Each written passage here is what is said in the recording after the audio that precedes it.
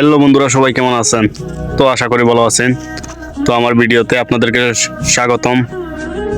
তো বন্ধুরা, আমার চ্যানেলে যুক্ত হলে দেখতে পারবেন সৌদি আরবের মরুভূমির গ্রামীণ জীবন এবং বাগান, যাকে আরবি ভাষায় মাজরা বলে। তো এইসব ভিডিও তুলে ধরবো, অবশ্যই আপনারা সাথে থাকবেন।